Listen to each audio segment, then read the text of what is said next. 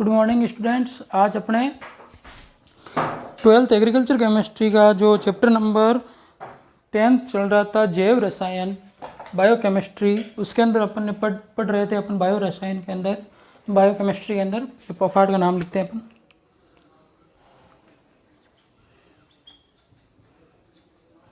अध्याय नंबर 10 जैव रसायन। बायोकेमिस्ट्री में अपन पढ़ रहे थे आपके कार्बोहाइड्रेट, ठीक है ना। जैव रसायन के अंदर अपन क्या पढ़ रहे थे, कार्बोहाइड्रेट के बारे में पढ़ रहे थे। तो कार्बोहाइड्रेट के अपन ने दो प्रकारों के बारे में तो पूरी कार्बोहाइड्रेट के बारे में अपन ने कितने प्रकार पढ़े थे, इसके 3 प्रकार होते हैं। कार्बोहाइड्रेट की बात कर ली थी अपन ने कि 3 प्रकार होते हैं। पहला इसका प्रकार होता है मोनोसेकेराइड्स, पहला होता है इसका मोनोसेकेराइड, दूसरा होता है ओलिगोसेकेराइड। इन दोनों के बारे में तो अपन ने पूरी डिटेल से बात कर ली, इनके एग्जाम्पल क्या होते हैं, इसके अलावा इनके मोनोसेकेराइड, ओलिगोसेकेराइड, और लास्ट अपन पढ़ रहे थे पॉलीसेकेराइड।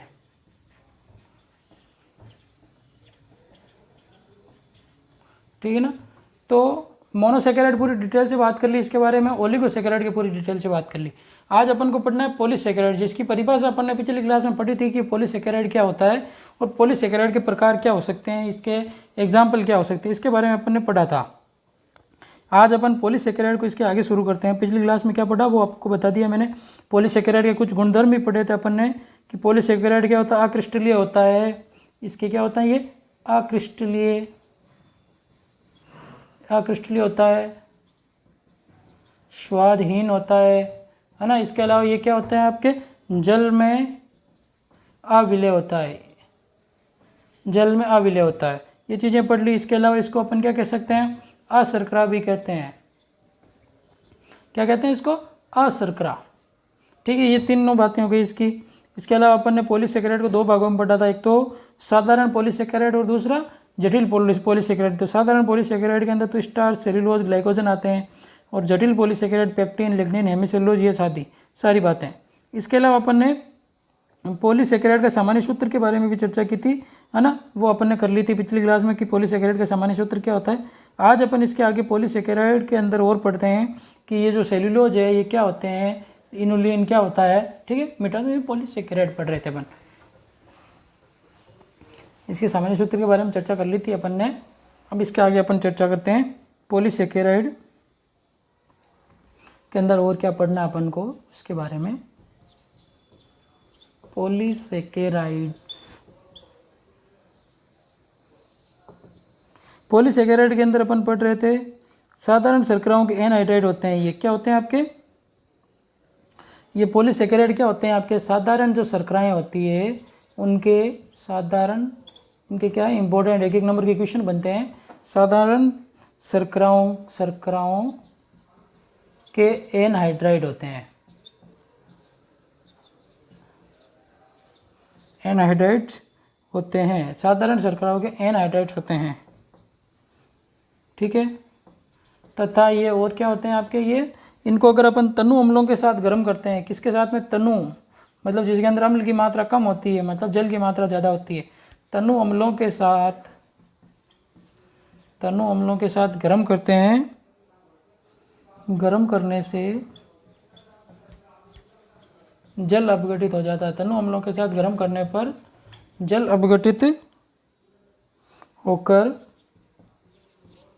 गर्म करने पर जल अपघटित होकर शर्कराएं देते हैं। आई बात समझ में। तो पॉलीसेकेराइड के गुणधर्म के बारे में बात करें अपन, तो तनु अम्लों के साथ इसको गर्म करते हैं, जल अपघटित होकर शर्कराएं देते हैं। और ये क्या होते हैं, पॉलीसेकेराइड साधारण शर्कराओं के एनहाइड्राइड होते हैं। और इसके ये मोनोसेकेराइड के बहुलक होते हैं। ये अपन ने पहले ही बात कर ली थी कि परिभाषा के अंदर भी बात की थी। पॉलीसेकेराइड क्या होते हैं, मोनोसेकेराइड और ओलिगोसेकेराइड के बहुलक होते हैं। इसके अलावा अपन ने इसके ज़्यादातर क्या होते हैं, मोनोसेकेराइड के उच्च बहुलक हैं। किसके, मोनोसेकेराइड के उच्च बहुलक हैं, मोनोसेकेराइड्स के उच्च बहुलक हैं। मोनोसेकेराइड के उच्च बहुलक हैं ये। आगे बात समझिए। तो ये इसके कुछ इंपॉर्टेंट गुणधर्म हो गए किसके, पॉलीसेकेराइड के। अब इसके अंदर जो पाए जाने वाले कुछ जो पॉलीसेकेराइड की शर्कराएं हैं, एग्जाम्पल हैं, उनके बारे में बात करेंगे कि ये किससे बने हैं। जैसे अपन ने ओलिगोसेकेराइड के अंदर बात की थी, आपके ओलिगोसेकेराइड के अंदर 4 प्रकार के थे, डाइसेकेराइड, ट्राइसेकेराइड और टेट्रासेकेराइड और पेंटासेकेराइड, इनके एग्जाम्पल पढ़े थे। फिर उसके अंदर डाइसेकेराइड इंपॉर्टेंट था, तो डाइसेकेराइड के अंदर सुक्रोज था, लेक्टोज था और माल्टोज था। जैसे सुक्रोज के अंदर अपन ने पढ़ा कि ये क्या होता है, ग्लूकोज और फ्रक्टोज से मिलकर बनते हैं, ठीक है ना, और गन्ने और चुकंदर में पाए जाते हैं, है ना। उसी प्रकार जैसे लेक्टोज शर्करा थी तो वो दुग्ध शर्करा भी कहते हैं, जो किससे मिलकर बनी होती है, लेक्टोज जो आपकी बनी हुई होती है ग्लूकोज तथा गैलेक्टोज की बनी हुई है। तो इसके बारे में बात कर ली थी। अब इसके आगे अपन बात करते हैं आपके सेलुलोज के अंदर। तो सेलुलोज क्या होता है, पत्ती में सर्वाधिक पाया जाता है। किसमें, पादप की पत्ती में पाया जाता है। पॉलीसेकेराइड के एग्जाम्पल की बात कर रहा हूँ मैं, जिसके अंदर सबसे पहले बात करते हैं अपन सेल्यूलोज की, ठीक है ना, सेल्यूलोज, इसके बारे में पढ़ रहे हैं। तो सेल्यूलोज क्या होता है, आपके पत्ती में पाया जाने वाला सर्वाधिक पाया जाता है कार्बनिक पदार्थ। कौन सी, पादप की पत्ती में सर्वाधिक पाया जाता है।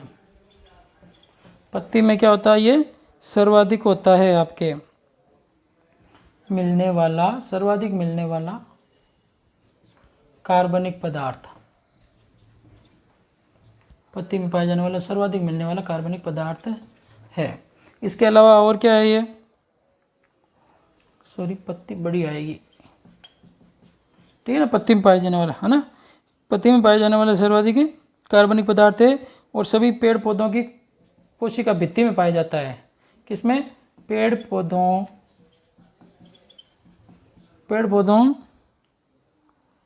की कोशिका भित्ति।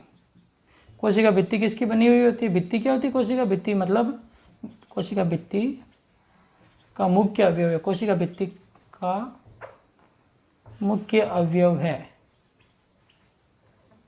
मुख्य अवयव है। आई बात समझ, पेड़ पौधे की कोशिका भित्ति में पाए जाने वाला ये। अब कोशिका भित्ति क्या होती है, सेल वॉल इंग्लिश में कहें तो इसको अपन क्या होती है, सेल वॉल। मतलब जैसे ये कोई कोशिका है, पादप कोशिका, पादप कोशिका में कोशिका भित्ति पाई जाती है, जंतु कोशिका में प्लाज्मा झिल्ली पाई जाती है। तो सेल वॉल है ना, ये बाहर वाली दीवार इसकी, है ना, ये वाली, ये केंद्रक है इसके अंदर। इसके अलावा अन्य कोशिकांग, माइटोकॉन्ड्रिया वगैरह जो भी है आपके अन्य कोशिकांग हैं, जो आपने 8-9 में पढ़ा होगा। तो ये बाहर वाली जो वॉल है, ये भित्ति, इसको कहते हैं अपन कोशिका भित्ति। तो पादपों की जो कोशिका भित्ति होती है वो किसकी बनी हुई होती है, आपके सेलुलोज की बनी हुई होती है। ध्यान रख लेना, ये सेलुलोज की कुछ 2 इंपॉर्टेंट बातें थी जो बताई मैंने आपको। इसकी सेलुलोज क्या होता है, पत्ती में मिलने वाला कार्बनिक पदार्थ है। इसके अलावा ये क्या होता है, कोशिका भित्ति में मुख्य अवयव है। पादप की कोशिका भित्ति का निर्माण इसी से हुआ होता है, सेलुलोज से। अब इसके अलावा अपन बात करें कुछ और इम्पोर्टेंट अवयव जिसके अंदर से, जैसे इसके मुख्य स्रोत की बात करें अपन सेलुलोज के, तो मुख्य स्रोत हैं इसके, जैसे लकड़ी है, लकड़ी पादप की लकड़ी हो गई। इसके अलावा जूट है ना, पटसन है, पादप के अवयव है ना, जूट है, पटसन है, रुई, कपास है ना, रुई है आदि, ये सभी क्या है आपके इसके मुख्य अवयव है, इसके अंदर पाई जाती है सेलुलोज। इसके अलावा इसके मात्रा की बात करें अपन तो सन, पटसन है ना, ये पादपों के नाम सन, पटसन है, वो कपास में इसकी मात्रा होती है आपके, कपास में इसकी मात्रा होती है 97 से 99% तक। कितनी, 97 से 99% तक क्या पाई जाती है इसमें, ये इसकी मात्रा पाई जाती है। इसके अलावा आप बात करें अपन अनाजों की भूसी में, अनाजों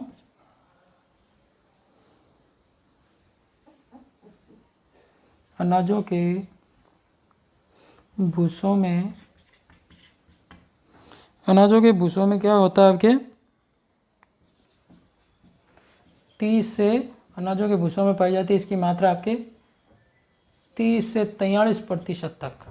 अनाजों के भूसों में कितनी प्रतिशत होती है, 30 से 43% सेलुलोज पाया जाता है। तो अपन बात करें कि सेलुलोज की सर्वाधिक मात्रा किसमें, सन में, पटसन में, कपास में, इसकी मात्रा सर्वाधिक होती है 97 से 99% तक होता है ना।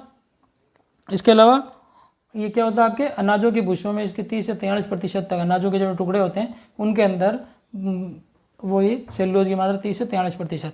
तो सेलुलोज के बारे में बात की। सेलुलोज पादप की कोशिका भित्ति का मुख्य अवयव है।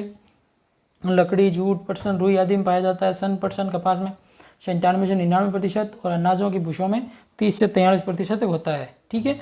इसके अलावा और बात करें अपन आगे इसके, तो सेलुलोज के बाद में अपन बात करते हैं स्टार्च के बारे में। ठीक है। इसके अलावा अपन बात करें, इसके अलावा सेलुलोज की एक इम्पोर्टेंट बात ये भी ध्यान रख लेना, जो कपास होता है, कपास कह दें चाहे अपन क्या कहते हैं रुई, है ना, रुई लगभग क्या होता है आपके शुद्ध, लगभग शुद्ध सेल्यूलोज है। लगभग क्या है, शुद्ध सेल्यूलोज है। तो कपास या रुई क्या है, शुद्ध सेल्यूलोज होता है। ये भी 1 नंबर का क्वेश्चन बताया, शुद्ध सेल्यूलोज कौन सा है, तो कपास या रुई को अपन शुद्ध सेल्यूलोज कहते हैं, ये ध्यान रखना। अब इसके बाद में बात करें अपन स्टार्च के बारे में, तो स्टार्च है ना, स्टार्च को अपन क्या कह सकते हैं, एमाइलम भी कहते हैं। इसको अपन एमाइलम, स्टार्च को एमाइलम भी कहा जाता है, ये भी ध्यान रखना। दोनों एक ही नाम है, स्टार्च या एमाइलम। अब स्टार्च की प्रचुर मात्रा किसमें पाई जाती है, ये क्या होता है, वनस्पतियों, किसमें आपके वनस्पतियों में स्टार्च आपके एक तो वनस्पतियों में, या फिर अपन कह सकते हैं किसके अंदर, वनस्पतियों में प्रचुर मात्रा में, वनस्पतियों में प्रचुर मात्रा में पाया जाता है। पादपों के अंदर ये सबसे ज़्यादा मात्रा में पाया जाता है। इसके अलावा इसको और क्या कह सकते हैं अपन स्टार्च को, ये पौधों का सुरक्षित, क्या होता है, पौधों का सुरक्षित, पौधों का सुरक्षित खाना बतलाया गया है। इसको खाना बताया गया है, बताया गया है कि पादप को भोजन स्टार्च से ही मिलता है, सुरक्षित खाना है ये पादप के लिए। अब ये किस में पाया जाता है, आपके आलू के अंदर स्टार्च की मात्रा होती है। इसके अलावा चावल के अंदर होती है। और बात करें अपन तो सभी प्रकार के जो अनाज होते हैं, सभी अनाजों में, सभी प्रकार के अनाजों में, शकरकंद में, अनाजों में शकरकंद होती है, खाई हुई है ना आपके। इसके अलावा और होते हैं अरारोट, अरारोट का आटा खाया हुआ होगा, अरारोट है। इसके अलावा अपन बात करें तो साबूदाना है, क्या है, साबूदाना, इसमें पाई जाती है इसकी मात्रा आदि के अंदर। ये क्या होते हैं आपके सभी भोज्य पदार्थ, क्या है, स्टार्च के मुख्य स्रोत हैं। ये आलू, चावल, अनाज, शकरकंद, अरारोट, है ना, साबूदाना, है ना, ये सभी आपके इसके अंदर स्टार्च पाया जाता है। आगे बात समझ में, स्टार्च के स्रोतों के बारे में बात करें अपन, तो अपन बात करें, ये तो हो गए स्टार्च के स्रोत हो गए। अब इसके अंदर किसकी कितनी कितनी मात्रा होती है, जो मैं बात करूं तो आपके स्टार्च की मात्रा किस में कितनी होती है, तो मैं इस तरफ लिख दे रहा हूं आपके। जैसे आलू में इसकी मात्रा होती है आपके कितनी, आलू में होती है इसकी 15 से 20% तक मात्रा। आगे बात समझ, आलू के अंदर इसकी स्टार्च की मात्रा। इसके बात करूं मैं आपके गेहूं की, तो गेहूं में इसकी मात्रा होती है आपके 60 से 70% तक स्टार्च होता है। अगली बात समझ, आलू, गेहूं। इसके अलावा मैं बात करूं आपके मक्का की, तो मक्का के अंदर इसकी मात्रा होती है आपके 65 से 70% तक मक्का में पाई जाती है इसकी मात्रा। इसके अलावा अपन बात करें चावल के अंदर, तो चावल में इसमें मात्रा होती है आपके, चावल के अंदर 75 से 80% तक चावल के अंदर पाया जाता है स्टार्च की मात्रा होती है। तो ये अभी आप इंपॉर्टेंट फैक्ट ध्यान रखें, इनके क्वेश्चन आ सकता है 1 नंबर का, एक नंबर के आपके 12 क्वेश्चन आते हैं एक मेन पेपर हो बोर्ड के एग्जाम के अंदर, तो ये 1 नंबर की क्वेश्चन बनते हैं, आपको याद रखनी पड़ेगी। स्टार्च के अंदर आलू में स्टार्च की मात्रा कितनी होती है, तो 15 से 20%। गेहूँ में कितनी होती है, तो बात करें अपन 60 से 70%। मक्का में कितनी होती है, तो मक्का के अंदर होती है आपके 65 से 70%। चावल में होती है आपके 75 से 80%। इस प्रकार से हम पाए जाते हैं। ये आपके किसकी, सेलुलोज और स्टार्च की बातें कर ली। वनस्पतियों में पाया जाता है, पौधों में सुरक्षित रूप से पाया जाता है। इसके अलावा अपन आलू एवं चावल की बात, आलू, चावल, अनाजों, शकरकंद, साबूदाना, अरारोट, इसमें पाया जाता है। आलू में 15 से 20%, गेहूँ में ज़्यादा मात्रा होती है, चावल के अंदर सबसे ज़्यादा स्टार्च की मात्रा होती है। आगे बात समझ में, ये तो 2 हो गए जो अपन पढ़ रहे हैं। साधारण पॉलीसेकेराइड के एग्जाम्पल पढ़े थे, सेलुलोज, स्टार्च, 2 पढ़ लिए उनकी पूरी डिटेल से। अब पढ़ेंगे अपन ग्लाइकोजन के अंदर क्या क्या होता है। आई बात समझ में, पॉलीसेकेराइड पढ़ रहे हैं अपन। पॉलीसेकेराइड के अंदर 2 प्रकार पढ़े थे, साधारण पॉलीसेकेराइड और जटिल पॉलीसेकेराइड। तो साधारण पॉलीसेकेराइड के अंदर अपन ने बातें कर ली आपके दो प्रकार के, एक तो सेलुलोज किस में पाया जाता है, कितनी मात्रा होती है, अपन बात कर रहे हैं अब स्टार्च की बात कर लिए। बात करें अपन ग्लाइकोजन की,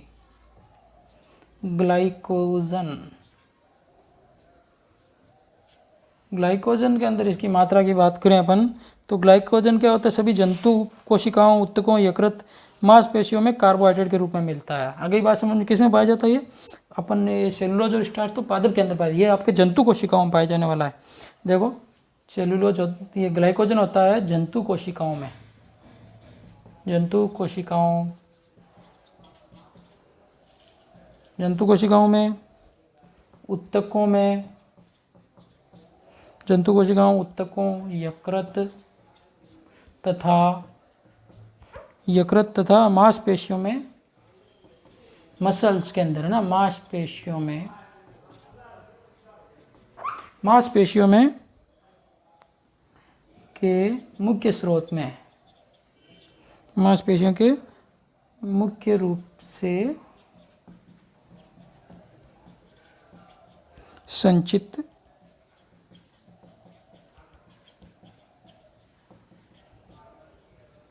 कार्बोहाइड्रेट के रूप में मांसपेशियों में मिलता है।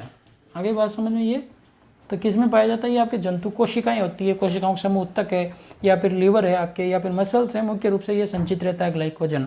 ठीक है, लीवर के अंदर सबसे ज़्यादा होता है, इसलिए इसे जंतु स्टार्च या यकृत स्टार्च भी कहते हैं। इसे क्या कह सकते हैं अपन, जंतु स्टार्च, क्योंकि जंतुओं में पाया जाता है तो इसे अपन जंतु स्टार्च भी कहते हैं। क्योंकि जो पादप स्टार्च है वो तो स्टार्च क्या होता है, पादप के अंदर ज़्यादा पाया जाता है। जंतु स्टार्च या फिर इसको अपन कह सकते हैं यकृत स्टार्च भी कहते हैं। तो ये ध्यान रखें आप, जंतु स्टार्च या फिर यकृत स्टार्च भी कहते हैं इसको। अब इसके अलावा मांसपेशियों की अपेक्षा ये यकृत में अधिक मिलता है, इसके कारण इसको अपन यकृत स्टार्च कहते हैं। अगली बात लीवर स्टार्च भी कहते हैं। मांसपेशियों में सिकुड़ने और फैलने के समय ग्लाइकोजन शरीर को क्या करता है, ऊर्जा प्रदान करता है। जो ग्लाइकोजन के रूप में जो अपन मांसपेशियों के ऐसे ऊपर, जैसे अपन हाथ को ऊपर नीचे करते हैं, पैरों को ऊपर नीचे करते हैं, तो वो ग्लाइकोजन किस में बदलता है, आपके ग्लूकोज में बदलता है ना। जो सिकुड़ने से ग्लाइकोजन शरीर को क्या करता है, मांसपेशियों से सिकुड़ने से ग्लाइकोजन शरीर को ऊर्जा देता है। क्या देता है आपको, ग्लाइकोजन शरीर को ऊर्जा देता है। कब देता है, जब मांसपेशियों में परिवर्तन करें अपन, ऊर्जा देता है। आगे बात, इसके अलावा और बात करें अपन, ऊर्जा प्रदान करता है। और निराहार और भूखे रहने पर क्या होती है, भूख के समय, या फिर इसके अलावा ये कि कब रहता है आपके, निराहार रहते हैं अपन, जैसे कोई उपवास करते हैं, निराहार रहते हैं, तब इसकी मात्रा क्या होती है, कम हो जाती है। तो इसकी मात्रा कम हो जाती है, इसकी मात्रा कम हो जाती है। इस प्रकार से समझ सकते हैं अपन ग्लाइकोजन के बारे में। आगे बात समझ में, और यकृत ग्लाइकोजन को शीघ्रता से क्या करता है, ग्लूकोज में परिवर्तित करके रुधिर धारा के उत्तकों में पहुंचा देता है। यकृत क्या करता है, ग्लाइकोजन को किस में बदलता है, आपके ग्लूकोज में बदलता है, और ग्लूकोज से आसानी से क्या मिल जाती है, अपन को ऊर्जा मिल जाती है। तो अपन ने किसके बारे में बात की, पहले बात करी सेल्यूलोज के बारे में, फिर अपन ने बात की स्टार्च के बारे में, और पहले हो गई इसके बारे में, दूसरा हो गया स्टार्च, तीसरा हो गया ग्लाइकोजन। इंपॉर्टेंट फैक्ट है ये, आप एक नंबर के, दो नंबर के क्वेश्चन बनते हैं, ध्यान रखना। पॉलीसेकेराइड ग्लाइकोजन के ऊपर टिप्पणी लिखी है तो अपन ये बातें लिखेंगे, ग्लाइकोजन जंतु कोशिकाओं, उत्तकों, मांसपेशियों में मुख्य रूप से संचित रहता है। इसको यकृत स्टार्च भी कहते हैं। ग्लाइकोजन मांसपेशियों से शरीर को ऊर्जा देता है, भूख के समय इसकी मात्रा कम हो जाती है। यकृत क्या करता है, ग्लाइकोजन को ग्लूकोज में बदलता है। ये इससे इंपॉर्टेंट फैक्ट हो गए। सेलुलोज किस में पाया जाता है, स्टार्च किस में पाया जाता है, ये कुछ इंपॉर्टेंट इसकी बातें हो गई। अगर ये बात समझ में, तो ये आपके इसके कुछ इंपॉर्टेंट बातें हो गई। अब बात करें अपन किसकी, एक दो एग्जाम्पल की और बात करें। जैसे एग्जाम्पल की बात करें अपन इन्नुलिन की, ये तो गई ग्लाइकोजन के बारे में। तीसरा एक और बात कर लेते हैं अपन, इन्नुलिन।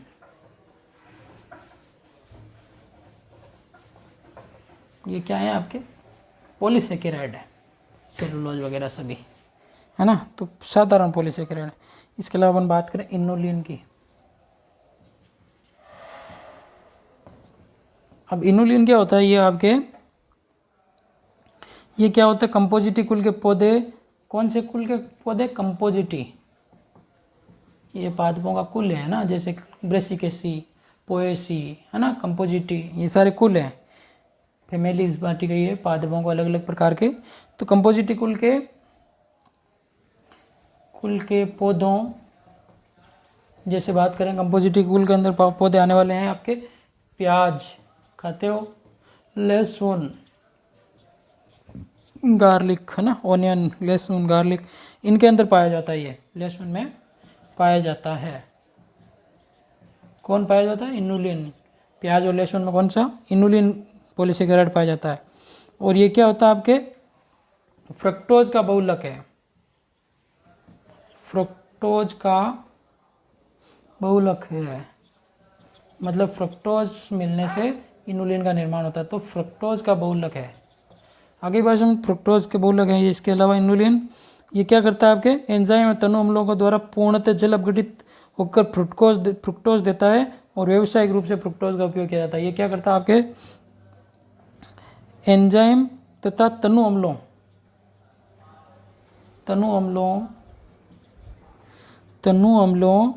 द्वारा क्या हो जाता है? ये पूर्णतः अपघटित हो जाता है। पूर्णतः जल अपघटित हो जाता है। पूर्णतः जल अपघटित हो जाता है। पूर्णतः जल अपघटित होकर क्या कर देता है? ये होकर आपको क्या देगा? क्योंकि बहुलक इसका फ्रुक्टोज से बना हुआ है, तो फ्रुक्टोज देगा और इस फ्रुक्टोज देता है। और ये फ्रुक्टोज क्या काम आती है आपके? ये फ्रुक्टोज काम आती है आपके फ्रुक्टोज के व्यावसायिक उत्पादन में काम आती है। फ्रुक्टोज का व्यावसायिक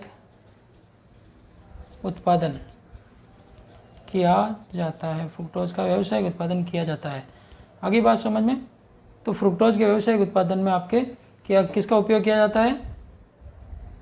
जल अपघटित होकर ये इनुलिन का उपयोग करते हैं अपन फ्रुक्टोज के व्यावसायिक उत्पादन के रूप में। इसके अलावा और बात करें अपन, ये तो साधारण पॉलीसेकेराइड हो गए कि साधारण पॉलीसेकेराइड किस किस में पाए जाते हैं, इनकी मात्रा किसकी कितनी होती है, इनके बारे में। अब अपन बात करें आपके जटिल, क्या है, जटिल पॉलीसेकेराइड के बारे में। तो उनके एक दो इंपॉर्टेंट फैक्ट है, उनके बारे में बता देता हूँ मैं आपके जटिल पॉलीसेकेराइड के बारे में। ठीक है, साधारण पॉलीसेकेराइड हो गए आपके कंप्लीट। 3-4 एग्जाम्पल पढ़ लिए अपन ने, इसके पूरी डिटेल से बात कर ली। ठीक है, अब अपन बात कर लेते हैं आपके जटिल पॉलीसेकेराइड के अंदर आपके वे पॉलीसेकेराइड जिनके अणुओं की संख्या अन्य अणुओं में मिलते हैं। जिसके अंदर सबसे पहले आपके जटिल पॉलीसेकेराइड के अंदर है, जटिल पॉलीसेकेराइड के अंदर एग्जाम्पल के अंदर बात करूँ मैं सबसे पहले हेमीसेल्यूलोज की, है ना, हेमीसेल्यूलोज। एग्जाम्पल की बात करूँ मैं हेमीसेल्यूलोज, तो हेमीसेल्यूलोज किस में पाया जाता है? ये आपके पौधों की कोशिका भित्ति, पौधों की कोशिका भित्ति तथा कोशिका भित्ति में लिग्निन भी क्या है? लिग्निन भी आपके जटिल पॉलीसेकेराइड है, तो लिग्निन के साथ संयुक्त होते हैं। कोशिका भित्ति के अंदर लिग्निन के साथ में होता है, ये संयुक्त होता है। आगे बात में लिग्निन के साथ रहता है, पहली बात तो। अब दूसरी बात करें अपन लिग्निन की। लिग्निन होता है आपके किस में? ये भी पौधों के रेशेदार भागों में सेलुलोज के साथ होता है। ये किस में पाया जाता है? आपके पौधों के रेशेदार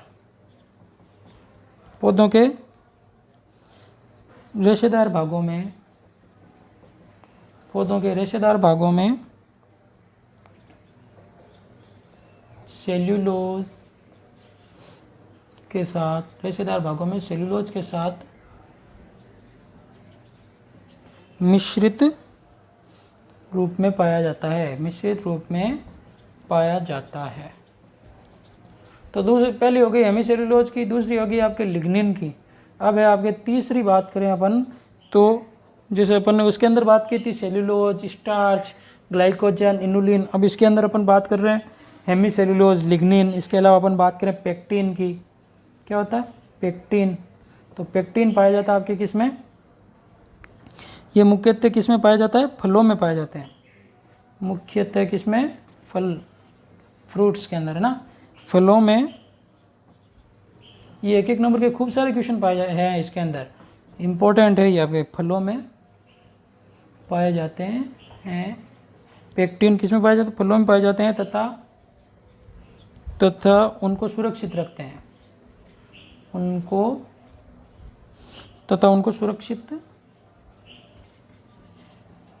सुरक्षित रखते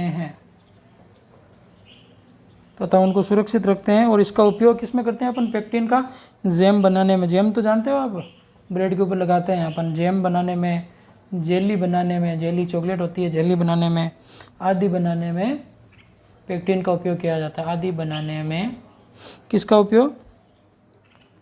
बनाने में उपयोग होता है इसका, पेक्टिन का। तो अपन ने किसके बारे में बात कर ली? पॉलीसेकेराइड के बारे में पूरी डिटेल से बात कर ली कि ये क्या होते हैं, पॉलीसेकेराइड कौन कौन से होते हैं, क्या क्या हो सकते हैं, है ना। तो पहले साधारण पॉलीसेकेराइड 4 कौन कौन से साधारण? सेल्यूलोज, स्टार्च, इसके अलावा ग्लाइकोजन, और लास्ट पढ़ा अपन ने ग्लाइकोजन के अलावा इनोलिन। ये 4 तो साधारण पॉलीसेकेराइड पढ़े। अब अपन पढ़ रहे हैं जटिल पॉलीसेकेराइड, हेमीसेल्यूलोज, लिग्निन और पेक्टिन। हेमीसेल्यूलोज कोशिका भित्ति में लिग्निन के साथ में पाया जाता है, और लिग्निन आपके रेशेदार भागों में किसमें? सेल्यूलोज के साथ संयुक्त होकर क्या होता है? रेशेदार भागों में सेल्यूलोज के साथ मिश्रित होकर पाया जाता है। और तीसरी बात करें अपन पेक्टिन की, तो पेक्टिन होता है फलों में पाया जाता है, और उनको अपन क्या कहते हैं? फलों के साथ में सुरक्षित रखते हैं। आगे बात समझें, उनको फलों के साथ फलों को सुरक्षित रखने में, और इसका उपयोग होता है जैम बनाने में, जेली बनाने में, आदि के उपयोग में इसका पेक्टिन का उपयोग करते हैं अपन। तो ये आपके कार्बोहाइड्रेट वाला टॉपिक आज कंप्लीट होता है, जिसके अंदर पूरी डिटेल से मैंने बहुत स्लो पढ़ाया है आपको कार्बोहाइड्रेट के 3 प्रकार, क्योंकि इंपॉर्टेंट क्वेश्चन बनता है आपके कार्बोहाइड्रेट का। क्योंकि 2020 में आया, 19 में भी इस चैप्टर में से बड़ा क्वेश्चन बनता है आपके, एक 4 नंबर का, और 2 छोटे-छोटे 1-1 नंबर के क्वेश्चन आते हैं। 6 नंबर का चैप्टर है। तो इस प्रकार से आपको ये ध्यान रखना होगा कि क्वेश्चन किस प्रकार से बनते हैं। तो कार्बोहाइड्रेट इंपॉर्टेंट है इसमें से, इसके कारण मैंने बहुत ज़्यादा समय लिया आपके इसको पढ़ाने में। कार्बोहाइड्रेट 3 प्रकार का, मोनोसेकेराइड, ओलिगोसेकेराइड और पॉलीसेकेराइड। तीनों के एग्जाम्पल सहित सब डिटेल से बात बताई है मैंने आपको। तीनों के एग्जाम्पल क्या क्या हैं, कौन कौन से होते हैं, ठीक है ना, इनके सामान्य सूत्र क्या हैं, इनकी परिभाषाएं क्या हैं, ठीक है, इनका नामकरण कैसे हुआ है, ये सारी बातें। तो आज की क्लास में इतना ही। कार्बोहाइड्रेट आपके कंप्लीट हो गया। इसके आगे की बात अपन क्या करेंगे, अगली क्लास में करेंगे। कार्बोहाइड्रेट के अलावा प्रोटीन है, एमिनो अम्ल है, इनके बारे में अपन आगे की क्लास में बात करेंगे। तो आज की क्लास में इतना ही, आगे की क्लास में और बातें करेंगे अपन। ओके, गुड लक, धन्यवाद आप सभी को।